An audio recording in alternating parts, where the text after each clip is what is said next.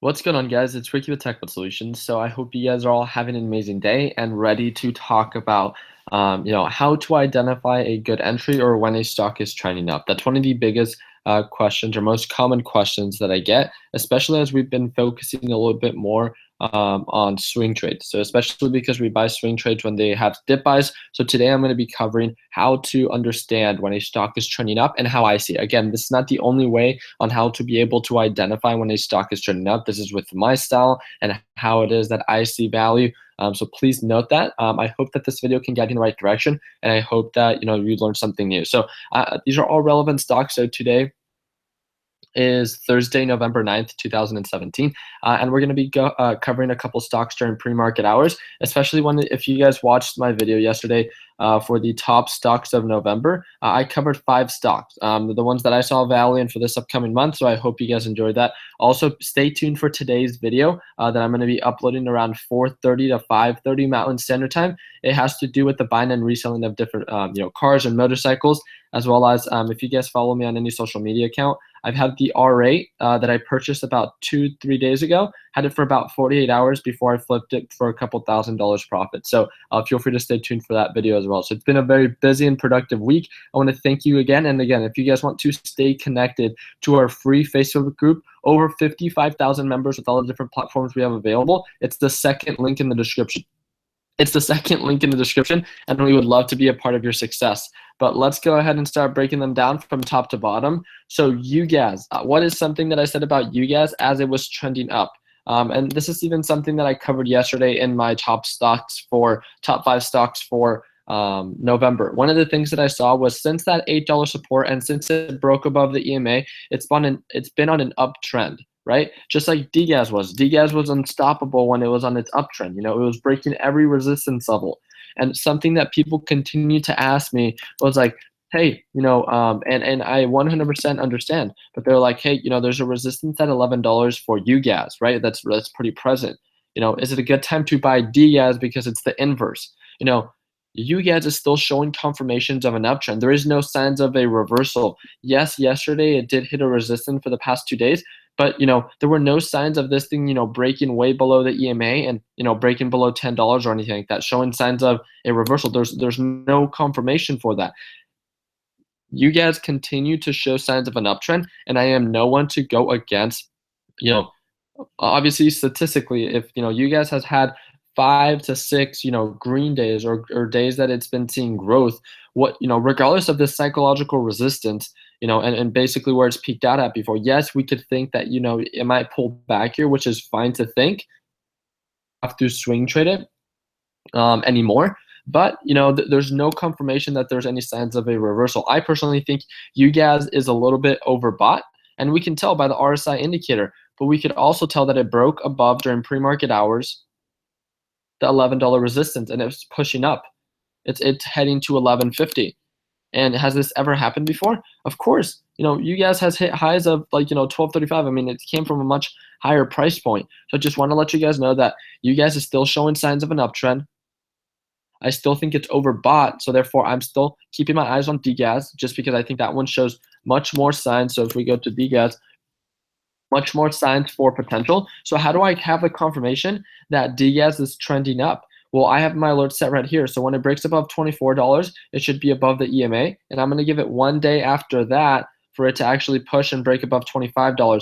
By that time, I know that DGAS has been showing signs of an uptrend, and I have the confirmation. So from $25 to $28, which is a normal resistance level, I could be making anywhere from about 10 to 12%.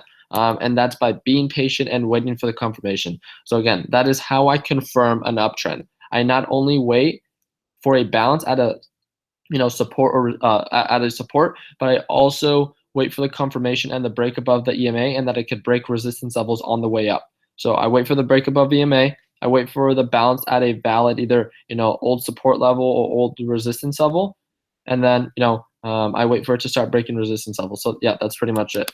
Let's go ahead and cover AMD. AMD is showing signs of a potential reversal. It did end up consolidating at $12 and started to trend back down, and it looks like it's at an old resistance level, which is about 11.20 to 11.30, and it is right there during pre-market hours.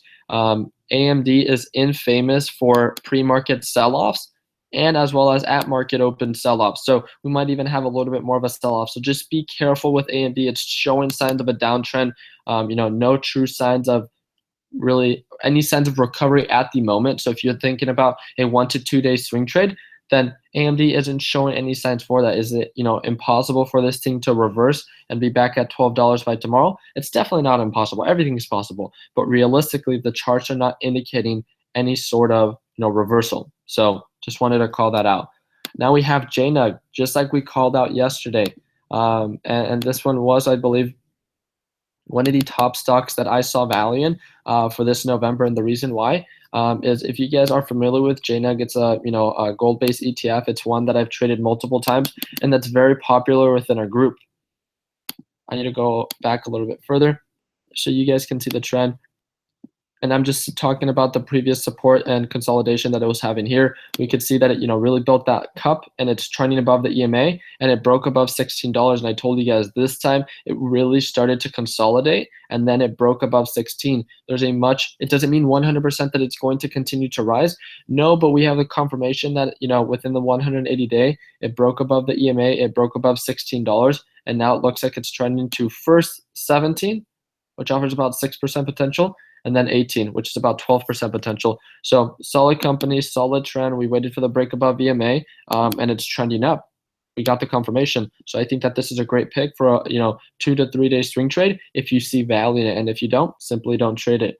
Let's go ahead and cover KEM. KEM is one that had a huge drop. Old resistance level, as you can see right here that I drew, was about $15. Old resistance levels become new support levels. As you can see, it's starting to consolidate right around $15 to $15.50.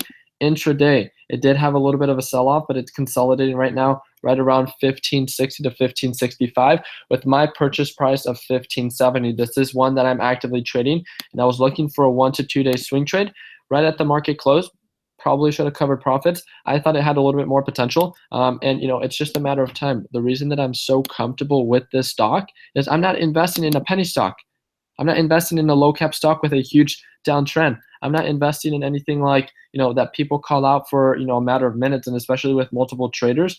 What was it? It was like DCIX. I'm not trading a stock that does multiple reverse stock splits and that is trending down to zero, right? It might have little pumps, which is great, and I respect that people can capitalize on that, great. But this is not a healthy stock, right? We're trading a stock with a solid uptrend on the 180 day analysis and 1 year analysis. It's a solid company, solid earnings. Unfortunately, its guidance was a little bit off, so we just look for a technical support. We wait for it to validate it, and then we set up a plan on where it's worth buying, and that's why I felt comfortable buying KEM. Doesn't mean that you have to. Doesn't mean that it's going to bounce 100%. It just means based on its previous trend, this is a low point. It has a lot of potential for recovery, right? From, let's say, I bought in at 1570, if I'm not mistaken.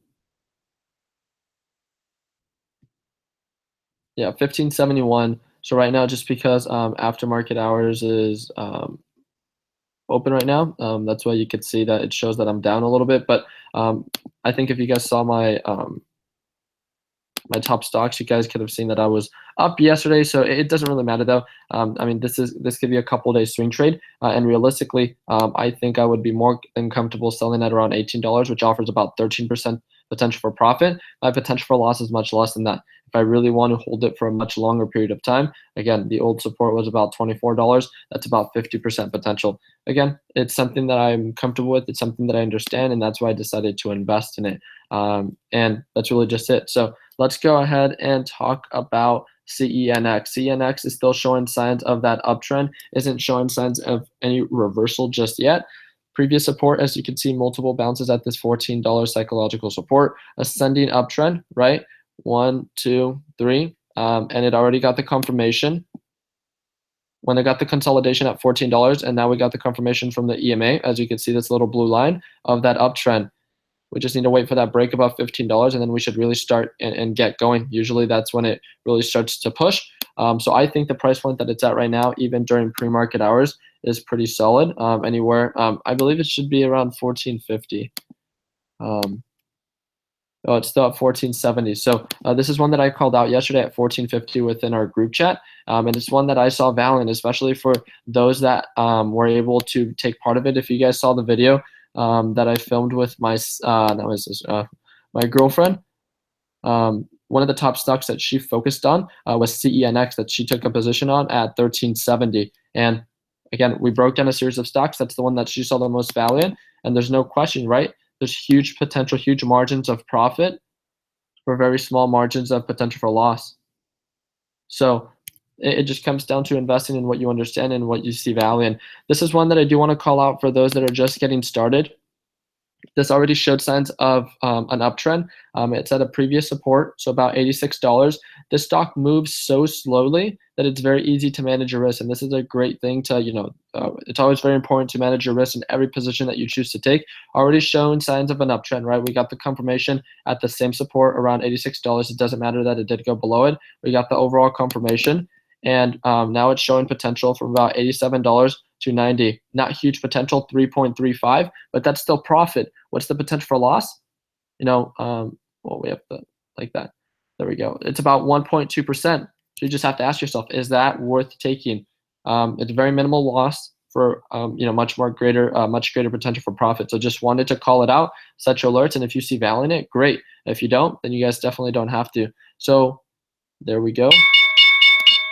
Market just opened. All right, guys, so that is it. If you guys want to stay connected to everything it is that I do, please feel free to subscribe. And if you guys enjoyed today's breakdown, please feel free to give it a thumbs up. Altogether, I would love to be a part of your success. And if you like what I do when it comes down to breaking down the series of stocks that I invest in, the buying and the reselling of the different supercars and exotic cars that I own, and if you want to learn more about that, I sold my McLaren about 4 days ago, as well as if you want to get started in, starting your own business or investing in real estate, the first link in the description, or if you are part of the Facebook group, it's the second link right here. It's for Learn, Plan, and Profit. I would love to be a part of your success and be able to be your mentor, as well as we do have a bunch of structured video lessons. That's the most efficient way to get started when it comes down to learning on how to buy and resell, how to invest in the stock market, as well as how it is that I invested in real estate by age 20. So thank you guys again for everything that you guys do. Continue working hard, continue following your dreams. Let your passion be what drives in your success.